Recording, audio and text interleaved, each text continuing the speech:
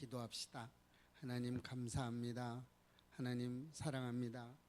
하나님의 그 사랑으로 저희들 하나님 전에 나왔습니다. 하나님 기뻐 받아주시고 하나님의 그 사랑이 날마다 더해가게 하여 주옵소서. 누가 왔든지 은혜 받게 하시고 하나님 오늘 예배 가운데 성령의 충만함이 이르러 우리의 삶이 변화되는 삶이 되게 하시고 하나님을 만나는 삶이 되게 하시며 우리들의 갖가지 문제가 해결될 수 있도록 하나님 축복하여 주옵소서. 예배 가운데 치료되게 하시고 예배 가운데 회복되게 하시고 예배 가운데 주님 만나는 놀라운 역사가 임하게 하여 주옵소서. 감사하옵고 예수님의 이름으로 기도합니다. 아멘. 자, 이제 사순절이 거의 막바지에 이르고 있습니다. 다음 주, 이번 주 한 주일 사순절이 지나고 나면 이제 다음 주 돌아오는 주일이 종료주일이 됩니다. 종료주일이 지나면 고난주간이 또 시작이 되죠. 그 다음에 부활주간이 부활절이 됩니다. 우리 부활절날 행사도 해야 될 테고 여러 가지 많죠. 우리 이 사순절, 이 마지막 주 사순절이 지금 진행되고 있어요. 사순절 하면 여러분 무엇이 생각이 납니까? 사순절 하면 우리 예수님이 고난을 받고 우리의 죄를 대속해서 십자가에 달려 돌아가시는 일들이 이제 시작이 됩니다. 이 사순절 기간 동안 많은 분들이 경건 생활을 하고 있고요. 그 경건 생활 속에서 하나님을 알아가고 하나님을 찾아가고 있습니다. 여러분의 삶이 날마다 이 고난 가운데 구별된 삶이 되시기를 축복합니다. 예수님의 그 삶 고난이 여러분에게 느껴지시나요? 만약에 그 느낌이 조금 부족하다면 나의 믿음의 경고등이 울렸다 생각을 하시면 맞습니다. 왜요? 예수님이 지금 사순절 잡혀서 고난받으시는 그 주간으로 돌아오는데 내가 그 느낌을 전혀 받지 못한다, 이렇게 생각이 된다면 좀 생각해 보셔야 됩니다. 우리의 구원이 여기에서 남입니다. 예수 그리스도의 그 고난 가운데 우리의 구원이 있는 줄로 믿으시기 바랍니다. 구원은 하나님의 큰 선물입니다. 그 선물을 지향하고 그 선물을 향해서 달려가는 것이 우리의 궁극적인 목적입니다.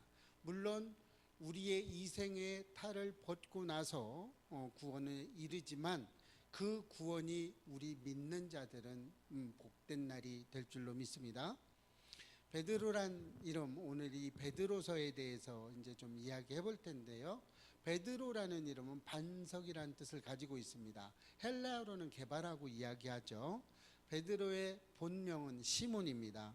이게 다 같은 말이에요. 성경에 반석이란 뜻이 나오고요, 개바라는 뜻도 나오고요, 또 시몬이라는 이름도 나옵니다. 다 같은 사람을 의미하는 겁니다. 그런데 성경에 이름은 똑같은데 동명이인이 너무나 많이 나와요. 그래서 좀 우리가 헷갈릴 때가 있습니다. 그런데 분명한 건 베드로는 요한의 아들입니다. 그리고 안드레와는 또 형제지간이에요. 외경에 보면 베드로는 네로의 박해 때 순교했다라고 이렇게 기록하고 있는데 뭐 정확하게 성경에서 어떻게 순교했다라는 말은 나오지 않습니다. 그러나 베드로가 베드로전서가 베드로 전후서가 쓰여진 것은 BC 64년경으로 보여지고 있어요. 베드로서가 쓰여져 있는 목적은요, 그리스도인들의 삶 속에 우리가 예수를 만나고 나면 박해가 우리한테 오게 돼 있어요. 왜요? 내가 먹고 싶은 육의 장막을 벗어나야 되기 때문에 그렇습니다. 육은 먹고 마시고 놀자로 가지만 영은 그렇게 가지 않죠. 그래서 몸에 고난이 오기 시작을 합니다. 또 어떤 분들은 그 예수를 믿는다고 하면서 많은 주위의 가족들의 믿지 않는 사람들로부터 박해도 오게 되죠. 저 또한 많은 박해를 받으며 믿음을 지켜가며 하나님께로 나왔어요. 여러분들의 삶도 그럴 겁니다. 이 베드로 전후서가 쓰여진 목적 중에 하나는 그리스도인들이 이런 세상 속에서의 박해 가운데 어떻게 살아갈 거냐, 그 고난과 역경을 어떻게 살아갈 거냐, 이걸 가지고 이야기하는 거예요. 그리고 베드로 전후서는 전서와 후서가 있는데 같은 겁니다. 베드로서라고 얘기를 하고요. 이것을 필요해서 나눠 놓은 것이 베드로 전서와 후서입니다. 그래서 베드로 전후서는 이렇게 되어 있어요. 전에는 믿지 않는 사람이었다가 이제 믿는 사람으로 바뀌었어요. 그래서 고난이 올 텐데 이 고난에 대해서 이야기하고 있어요. 이제는 천국의 백성이 되면서 우리는 늘 그 구원 속에서 살아가야 된다라고 이야기하고 있습니다. 베드로전서 오늘 본문 앞절에 보면 5절과 6절 말씀에 이렇게 기록하고 있어요. 그들이 산자와 죽은 자를 심판하기로 예비하신 이에게 사실대로 고하리라. 이를 위하여 죽은 자에게 복음이 전파되었으니 이는 육체로는 사람으로 심판을 받으나 영으로는 하나님을 따라 살게 하려 함이라. 이렇게 기록하고 있어요. 하나님은 산자와 죽은 자를 다 심판하십니다. 예수 그리스도의 재림 때에 죽은 자도 일어나고요, 산자도 일어납니다. 자, 어떻게 해요? 죽은 자는 무덤이 열려서 올라오고요, 산자는 이 육의 장막을 벗고 심판대 앞에 서는 것입니다. 이때 심판대에서 우리는 심판을 받게 될 텐데요, 어떤 심판을 받느냐, 여러분, 이 심판은 내가 육을 입고 있는 동안에 이 세상 가운데 일어났던 일에 대한 심판을 하는 겁니다. 영으로는 죄를 질 수 없겠죠. 영으로는 하나님 앞에 우리가 회개하면 됩니다. 그러나 육체는 이 세상 가운데 살고 있기 때문에 심판을 받게 되는 겁니다. 그래서 어떤 것이냐, 자, 죽은 자도 무덤에서 일어나서 제2의 심판이 시작되죠. 산자도 심판을 받습니다. 그런데 구원을 가르는 그 중심에는 어느 때가 있느냐, 육신의 장막을 입고 이 세상 가운데 살아있을 때 그 행위로 구원을 받을 수 있다는 겁니다. 그때의 모든 믿음으로써 구원을 받기도 하고 구원을 받지 않기도 합니다. 죽은 이후에, 육의 장막을 벗은 이후에는 절대로 바뀔 수가 없어요. 구원 안 받았던, 지옥에 갔던 천국에 있던 이것이 잘 바뀌지 않습니다. 어느 때 우리가 육의 장막을 입고 있을 때 얼만큼 믿음을 보였느냐에 따라서 구원을 받기도 하고 구원을 못 받기도 하고 그렇습니다. 그런데 우리가 복음을 전할 때 꼭 주의해야 될 것이 하나 있습니다. 예수 그리스도를 믿지 않으면 어떻게 돼요? 구원받지 못해요. 어차피 구원 못 받습니다. 그런데 굳이 예수 안 믿으면 지옥 갑니다라고 이렇게, 어차피 갈 지옥인데 굳이 말로 보낼 필요는 없습니다. 그냥 이렇게 복음을 전할 때 예수 믿으면 천국에 갈 수 있습니다라고만 이야기하면 됩니다. 육은 반드시 죽기 때문에 그렇습니다. 베드로서는 이제는 종말이 온다, 이제는 마지막 때가 왔다. 자, 여러분들이 분명히 머릿속에 기억하셔야 될 것 중에 하나가 있습니다. 그럼 종말은 언제부터 이야기하냐? 종말은요, 성경에서 나오는 종말론에 대해서 이야기할 때 우리가 기억해야 될 것은, 종말은 2000년 전이나 지금이나 같은 겁니다. 언제부터 언제까지? 예수가 십자가에 달려 돌아가신 그때부터 예수님이 재림 때까지를 종말이라고 이야기합니다. 그러니까 종말론을 잘못 이해해서 우리가 시간적인 개념을 가지고 종말론을 얘기하는 게 아닙니다.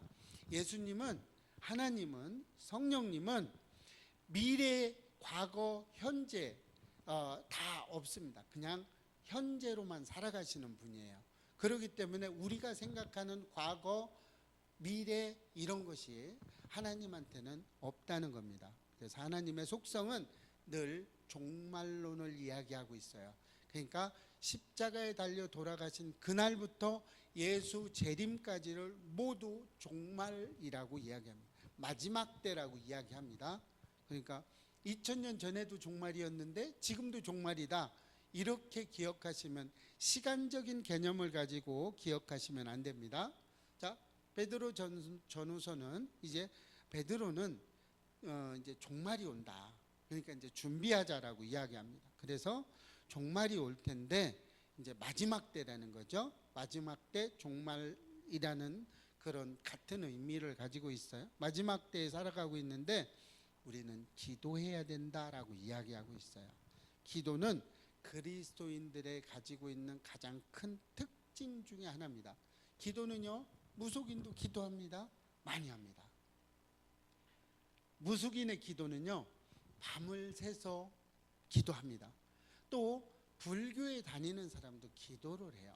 그러나 그들의 기도와 우리 개신교의 기도가 다른 것은, 그들의 기도는 그들의 이름으로 기도를 합니다.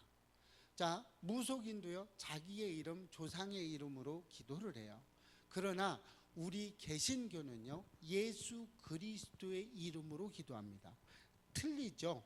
자, 불교는 자기 이름으로, 또 귀신을 섬기는 그런 무속인들도 자기 이름으로 기도를 합니다. 그러나 우리 개신교에서는 예수 그리스도, 나는 할 수 없지만 예수님만이 나의 구주십니다 라고 고백하는 말로 합니다. 기도는 우리가 해도 되고 안 해도 되는 것이 아니에요. 우리 개신교인들은 반드시 해야 되는 것 중에 하나입니다. 의무입니다. 이 의무를 저버리면 절대 안 됩니다. 기도는 무지하게 중요한 것. 그리스도인들은 가장 큰 축복을 받는데 이 기도를 통해서 축복을 받고요. 기도를 통해서 하나님을 만나고요. 기도를 통해서 그리스도의 삶을 우리가 닮아가는 줄로 믿습니다. 내 힘으로 감당하기 어려운 것들은요, 하나님이 해주세요. 그런데 하나님이 그냥 한다고 해주는 게 아니에요. 너의 삶을 보고 너의 기도를 들으시면서 하나님은 우리의 문제를 하나님이 풀어주고 계신 겁니다. 시편 120편 1절 말씀을 보면요, 내가 환난 중에 여호와께 부르짖었더니 내게 응답하셨도다라고 이야기합니다. 다윗은 많은 고난과 역경을 겪은 사람 중에 하나입니다. 죽음의 사선을 날마다 넘었어요. 사울에게 쫓기면서 날마다 목숨의 위태함을 느끼게 됩니다. 그런 환난 중에도 다윗은 한 번도 예수님께 부르짖지 않은 적이 없어요. 늘 응답하신 하나님을 믿고 하나님께 부르짖어 기도했다고 고백하고 있습니다. 여러분, 이 말씀은 2000년 전에 다윗에게만 주신 말씀이 아니에요. 오늘날 지금 우리에게 주신 말씀입니다. 동일하게 주신 거예요. 우리는 부르짖어야 됩니다. 누구한테? 하나님한테 부르짖어야 됩니다. 환난이나 역경이나 고난이 있다면 여러분, 기도의 사인이 있다고 생각하시면 됩니다. 여러분 앞에 문제가 있습니까? 여러분 앞에 안 되는 일들이 있어요? 건강에 어려움이 있습니까? 그러면 기도하라는 이야기입니다. 내 뜻대로 되면 망하는 세상입니다. 하나님의 뜻대로 되어야 되는 거예요. 내가 기도한 대로 다 되면 이 세상은 망하게 됩니다. 왜요? 나는 정욕적인 기도를 너무나 많이 하고 있기 때문에 그렇습니다. 우리는 진정으로 하나님 앞에 온전한 기도를 드리는 저와 여러분 되시기를 주님의 이름으로 부탁을 드립니다. 우리는 기도해야 됩니다. 기도해야 돼요. 그런데 그럼 어떤 기도를 해야 됩니까? 그럼 내가 어떤 기도를 해야 어떤 것은 정욕적이고 어떤 것은 진정한 기도가 됩니까? 자, 기도가 그래요. 좋아요. 말씀대로 기도가 응답입니다. 기도하면 들어주십니다. 그런데 어떤 기도를 어떻게 해야 됩니까? 우리는 기도할 때 중요한 일들을 까먹는 경우가 너무나 많습니다. 우리의 문제만을 가지고 기도할 때가 너무나 많아요. 이 문제는 우리의 기도의 제목이 되지 않습니다. 나보다 나를 더 잘 아시는 하나님이 계시기 때문에 우리의 기도를 가지고, 우리의 문제를 가지고 기도해서는 절대 되지 않습니다. 부흥은요, 나로부터 시작되는 겁니다. 그래서 기도는 먼저 나와 가정을 위해서 기도하셔야 됩니다. 중보하셔야 됩니다. 먼저 내가 하나님 앞에 온전하게 서야 됩니다. 내가 하나님 앞에 온전히 섰을 때 사탄 마귀가 공격을 해도 그 공격을 이길 수가 있어요. 많은 세상 사람들이 많은 물질을 가지고 저한테 공격을 해도 우리는 기도만이, 하나님만은 붙들고 있어야만이 우리는 그 환난에서 이길 수 있습니다. 세상의 유혹을 어떻게 뿌리치겠습니까? 기도 외에는 이런 능이 없습니다. 우리 머릿속에 있는 악한 영들이 역사하는 그것을 우리가 어떻게 이겨나갈 수 있겠습니까? 우리가 이길 힘은 없습니다.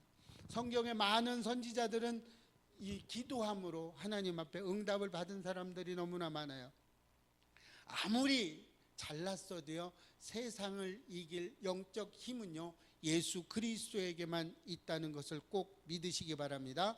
우리가 타락하지 않기 위해서, 타락이 뭡니까? 예수 그리스도를 부인하는 것이 타락입니다. 여러분, 타락하면은요, 내가 막 나쁜 짓 하고 도적질하고 누구 죽이고 미워하고 이것만이 타락이 아닙니다. 진정한 타락은요, 예수 그리스도가 나의 주인이 안 된 것이 타락이라고 보면 됩니다. 여러분, 이런 자기 자신을 위해서 기도해야 됩니다. 내가 타락하지 않기 위해서요, 내가 잘못하지 않기 위해서요, 내가 세상적으로 빠지지 않기 위해서요, 우리는 기도해야 됩니다. 그러면 성경에 많은 사람들이 기도함으로 응답받는 것을 볼 수 있습니다. 모세도요, 미디안 광야에 들어가기 전에 무려 80년이라는 훈련 기간이 있었어요. 40년은 왕궁에서 많은 이 영적인 세상적인 지식을 받들었죠. 자, 그 다음에 영적인 지식을 받기 위해서 어디로 쫓겨갑니까? 광야로 쫓겨가서 40년 동안을 훈련을 받게 됩니다. 이 훈련이 없는 기도는요, 진정한 기도라고 할 수 없습니다. 우리는 하나님의 부르심을 받기 전에 반드시 기도가 있어야 됩니다. 우리의 삶이 기도의 삶이 되어야 될 줄로 믿습니다. 모세가 그랬듯이 우리도 그래야 됩니다. 그럼 다윗 왕도 시편 51편을 읽어보면 범죄한 자신을 회개하며 정결케 해주시고 내 안에 정한 마음을 창조해달라고 회개하면서 눈물로 기도한 것을 우리는 시편 51편을 통해서 알 수 있습니다. 피 흘린 죄에서 나를 구원하여 달라고 호소했어요. 다윗은 많은 사람들을 죽였습니다. 그래서 그런 것을 철저하게 시편 51편에서 회개하고 눈물로 하나님 앞에 기도했습니다. 여러분은 어떤 눈물로 하나님 앞에 기도하고 계십니까? 이사야도 우시야 왕이 죽던 해에 성전에 들어가서 자신을 위해 기도하였습니다. 여러분, 자신을 위해 기도하셔야 됩니다. 온전하게 하나님 앞에 가게 해달라고 기도해야 됩니다. 이사야도 우시야 왕이 죽던 그 해 때 자기 입술을, 부정한 입술을 위해서 회개하며 기도했습니다. 사도 바울도 마찬가지죠. 다메섹 도상에서 예수님을 만나고 회심했습니다. 그리고 나서 아라비아 사막으로 들어가서 철저하게 자기 자신을 위해 기도했습니다. 여러분, 하나님을 만나셨습니까? 그랬으면 기도하십시오. 사도 바울도 기도했습니다. 고린도전서 9장 27절에서 이렇게 고백합니다. 내가 내 몸을 쳐 복종하게 하면 내가 남에게 전파한 후에 자신이 도리어 버림을 당할까 두려워함이로라. 여러분이 복음을 전파합니다. 복음을 전파하는 것이 뭐예요? 내가 만난 하나님을 전합니다. 이것이 전도예요. 이렇게 전파했는데 정작 나는 예수 그리스도 안에 들어가지 못하고 버림을 당한다면, 내가 죄를 지어서 하나님 앞에 이 세상에서 구별된 삶을 살지 못하고 내가 세상적인 삶을 살아서 나는 복음을 전했지만 정작 나는 구원받지 못한다면 이보다 더 슬픈 일은 없을 것입니다. 여러분, 구원받으시기를 축복합니다. 여러분이 온전한 구원을 위해서 기도하셔야 됩니다. 여러분 자신에게 기도를 해야 되는 겁니다. 그래서 부흥은 다른 데서 오는 게 아닙니다. 나 자신부터 부흥의 시작이 되는 겁니다. 내 자신이 부흥이 돼야 남에게도 영향력이 미칠 수 있습니다. 자, 우리는 이제는 기도해야 됩니다. 나와 내 가족을 위해서 기도하시기 바랍니다. 여러분, 가족을 위해 기도하셔야 돼요. 믿음이 적은 가족을 위해서 기도해야 돼요. 미워지는 그를 위해서 기도해야 됩니다. 지난주 일주일 내내 저는 많은 기도의 제목들이 있었어요. 많이 힘들게 갔어요. 세상을 바라봐야 되는 그 가족들 때문에 저는 기도를 했습니다. 그래서 금요일인가요? 금요일 날은 진짜 힘들게 지나갔습니다. 극치에 올라갔죠. 그래서 그 가족들을 위해서 기도할 생각이 안 나더라고요. 내가 당하고 있을 때, 내가 힘들어질 때, 내가 가족들을 위해서 기도할 수 없을 때 우리는 기도해야 됩니다. 기도가 잘 안 돼요. 그때는 너무나 미우니까요. 미워지는 마음이 들으니까요. 그런데 그때도 그를 위해 기도해야 될 줄로 믿습니다. 기도가 잘 안 되죠? 여러분, 기도가 안 될 때는요, 그냥 주님을 생각하면서 그를 주님 앞에 올려드리면 됩니다. 주님, 전의를 내가 어떻게 할 수는 없습니다. 주님이 직접 전의를 만져주세요. 이렇게 기도하시기를 바랍니다. 여러분, 누가복음 23장 28절에서 예수께서 돌이켜 그들을 향하여 가라사대 예루살렘의 딸들아 나를 위하여 울지 말고 너희와 너희 자녀를 위하여 울라, 이렇게 이야기하고 있어요.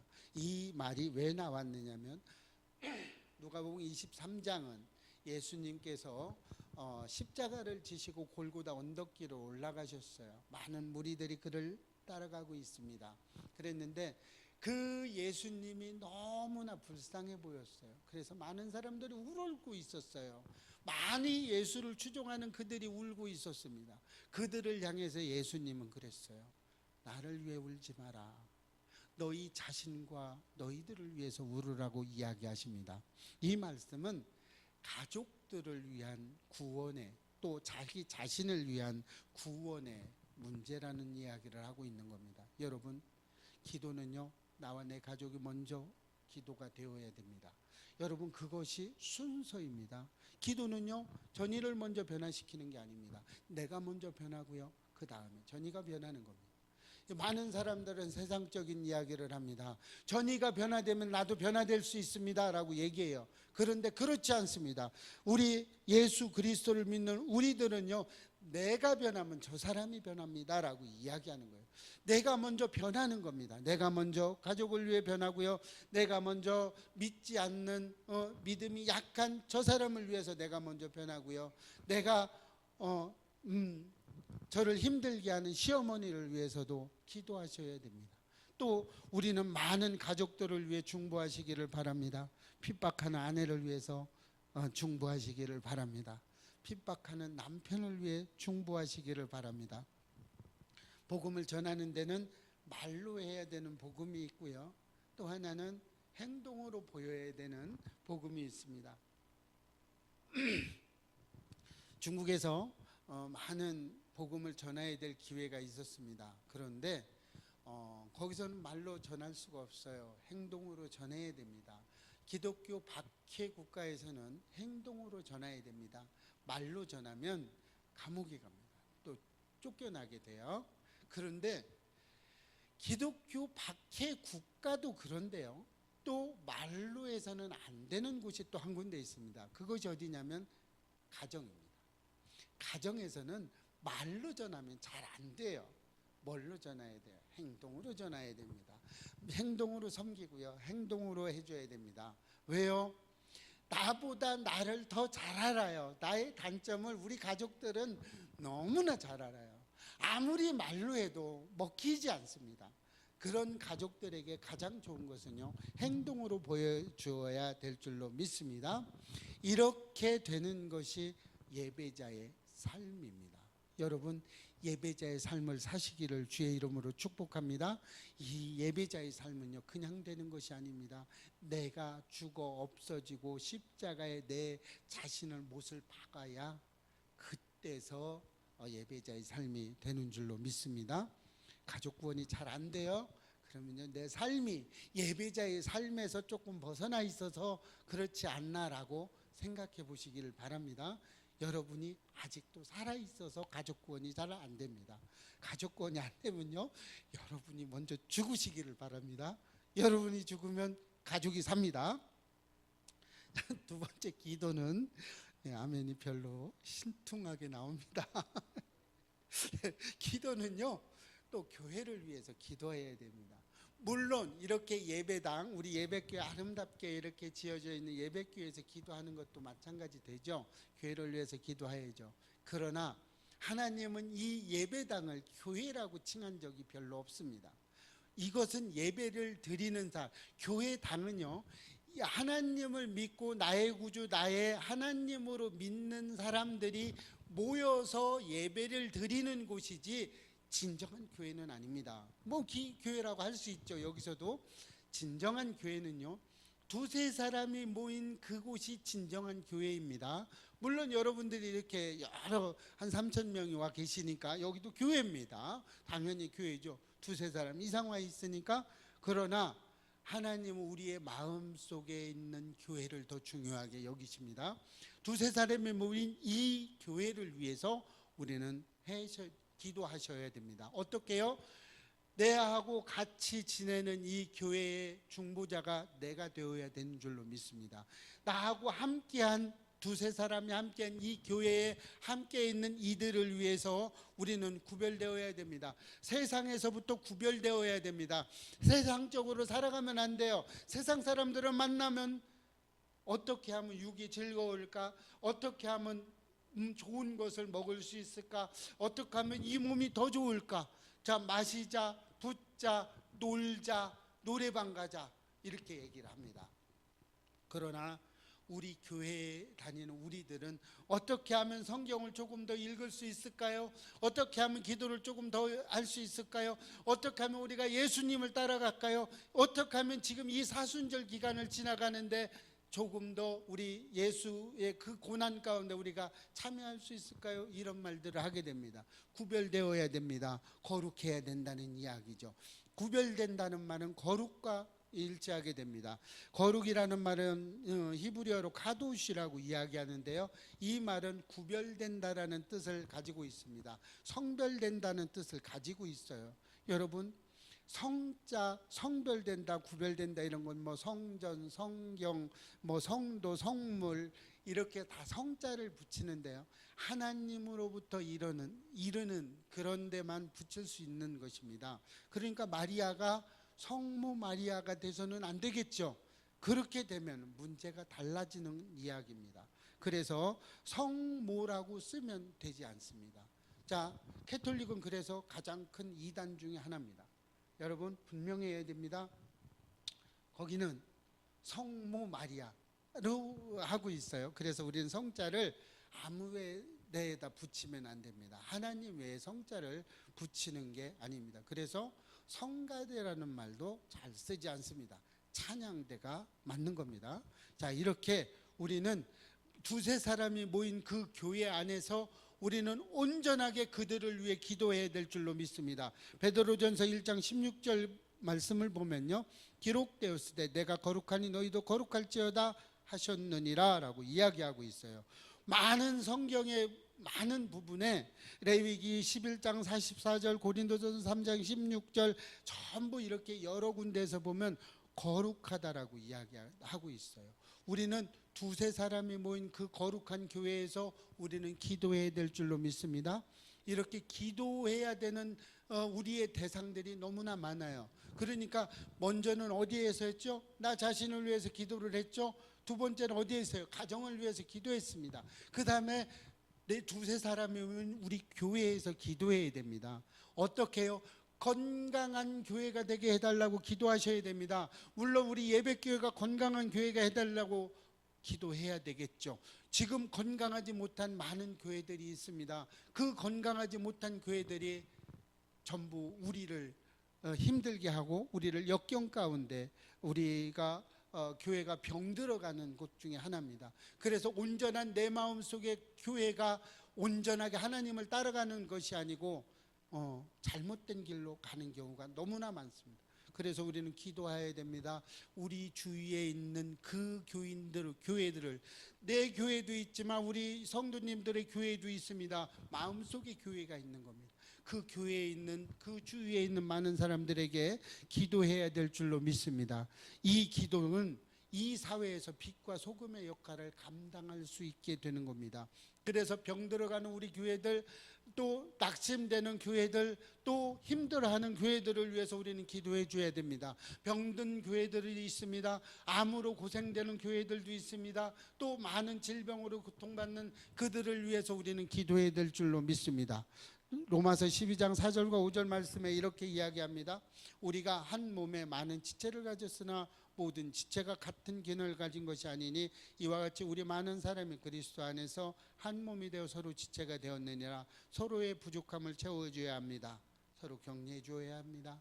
우리 이런 교회들이 너무나 많습니다.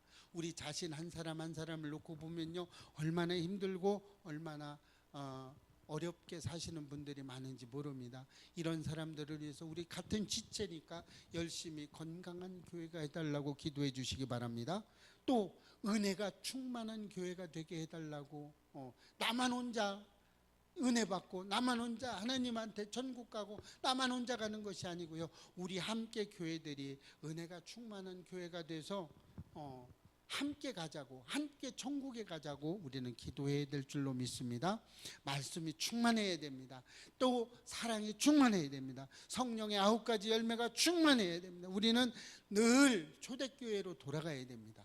이 초대교회로 돌아가는 것이 사탄 마귀의 역사 가운데 우리가 일어날 수 있고 그들에서 우리가 새로운 역사를 쓸 수 있는 것입니다. 우리 교회는 소망이 있어야 됩니다. 그래서 우리가 교회가 소망이라고 이야기합니다. 아직도 이 세대가 이렇게 많이 변하고 타락하고 지금 동성애니 소수정예자니 너무나 많은 어려운 일들이 우리 앞에 놓여 있습니다. 그러나 그들을 위해 기도해야 됩니다. 그렇게 했을 때 이 교회가 아직은 소망이 있습니다. 건강한 교회가 아직은 있습니다. 아직은 예배교회가 건강한 교회로 가고 있습니다. 그래서 예배교회가 이 지역에 영향력 미치는 교회가 되었으면 좋겠어요. 우리 예배교회는요, 예배당이 있는 것도 중요하지만 예배교회 한 사람 한 사람의 영향력이 이 지역을 넓혀갔으면 좋겠습니다. 그렇게 했을 때 우리 예배교회가 오직 주님을 향해서 나아갈 수 있습니다.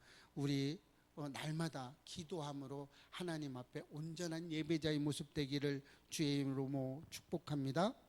하나님은 또 나라와 민족을 위해서 기도하라고 그럽니다. 자, 맨 처음에 누구를 위해서 했어요? 나를 위해서 기도했습니다. 그 다음에 가족을 위해 기도했어요. 그 다음에 지체를 위해 기도했습니다.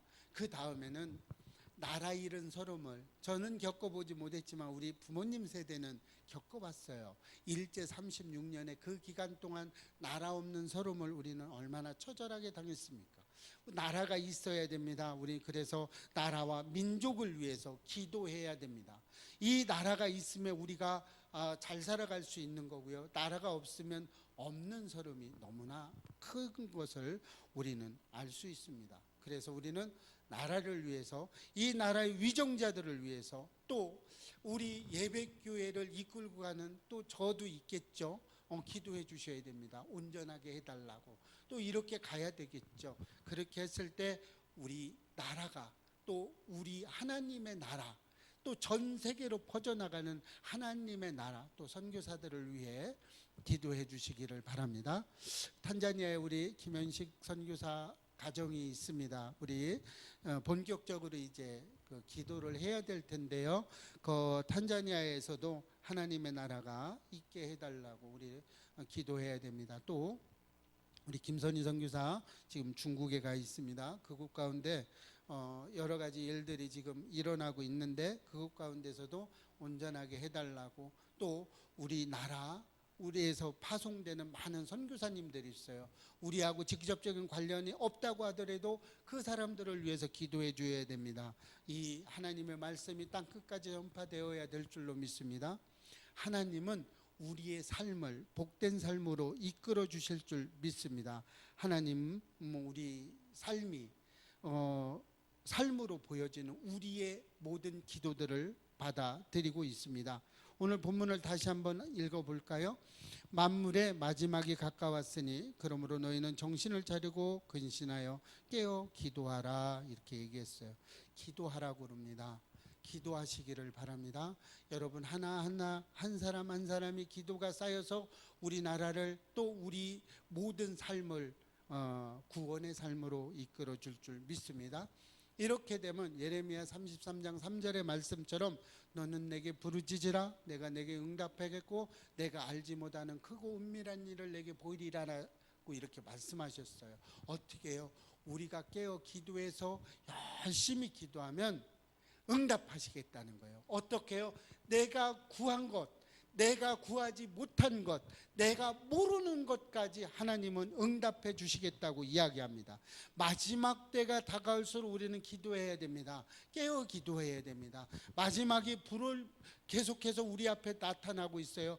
그 증거들이 나타나고 있죠. 어떻게 해요? 우리를 날마다 핍박 가운데 있습니다. 그렇게 할 때 우리는 부르짖어 기도하라고 하십니다. 그러면 하나님은 어떻게 해요?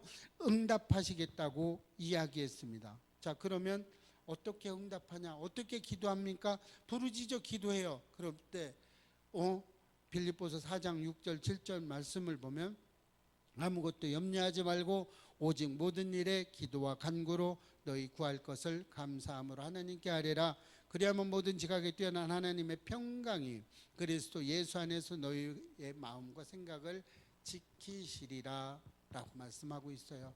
어떻게 해요? 아무것도 염려하지 말고 기도하랍니다. 여러분, 염려가 내 앞에 왔을 때 염려하지 말라고 기도하세요. 여러분, 모든 것은 하나님의 뜻대로 이야기하는 겁니다. 자, 너희 구할 것을 감사함으로 하나님께 구하래요. 우리가 구할 수 있는 건 감사함으로 어떻게 해요? 부르짖어 기도하라고 하고 있습니다. 그렇게 하면 하나님이 우리들의 평강 가운데 우리의 마음과 생각을 지켜준다고 그러세요. 우리 마음을 지켜준다는 것, 여러분, 타락은요 간단합니다. 우리 마음이 흔들릴 때 타락합니다. 여러분, 사람이 미워질 때 언제 미워져요? 마음이 흔들릴 때 미워집니다. 어떻게 해요? 세상적인 가치관으로 쳐다봤을 때 미워지기 시작하는 거예요. 마음이 흔들린 거죠. 가장 기도의 응답은요, 우리 마음이 굳건해질 때, 그 굳건한 마음으로 주었을 때 우리는 흔들리지 않는 것입니다. 여러분, 세상적인 가치관으로는 하나님을 따라갈 수 없습니다. 세상적인 것으로는 하나님을 따라가지 못합니다. 어떻게 해야 돼요? 우리는 헌신과 아무 걱정 없는 그런 믿음으로 하나님 앞에 가야 될 줄로 믿습니다. 그랬을 때 가장 큰 응답은 나에게 평강을 주십니다. 그 평강 가운데 우리는 복음을 전해야 될 줄로 믿습니다. 우리는 하나님의 평강이 그리스도 예수 안에서 우리 마음과 생각을 지킨다고 하는 말씀을 꼭 부여잡으시기 바랍니다. 결론을 말씀드리겠습니다. 이제 마지막 때가 됐어요. 그래서 이제 기도해야 됩니다. 어떻게 기도해야 될까요? 나 자신을 위해 기도하시기 바랍니다. 여러분 자신을 위해 기도하셔야 됩니다. 내 자신이 온전하게 하나님 따라가게 해달라고 기도하셔야 됩니다. 또 우리 가정을 위해 기도하십시오. 이 가정이 먼저 잘 돼야 됩니다. 그 다음에 교회를 위해서 기도하십시오. 즉 교회는 우리 마음속 한 사람 한 사람 속에 우리 교회가 있습니다. 그 교회는요 나와 동료들과 우리 이웃들을 이야기하고 있습니다. 그 다음에 나라와 민족을 위해서 나라를 지행하고 있는 위정자들을 위해서 우리는 기도해야 됩니다. 우리는 이렇게 기도할 때 우리 복음을 들고 나가 있는 세계 방방곡곡에 있는 선교사님들을 위해서도 우리는 기도해야 될 줄로 믿습니다. 이렇게 기도하면 하나님은 우리 마음에 평강을 주시고 마음이 흔들리지 않고 온전하게 된다고 이야기하고 있습니다. 이렇게 되기를 선포되어진 말씀처럼 우리가 항상 기도하며 깨어있고 우리의 마음을 하나님께 드릴 수 있는 이 사순절 기간에 되시기를 주의 이름으로 축복합니다. 기도하겠습니다. 하나님 감사합니다. 하나님 말씀으로만 살아갈 수 있게 해주셔서 감사합니다.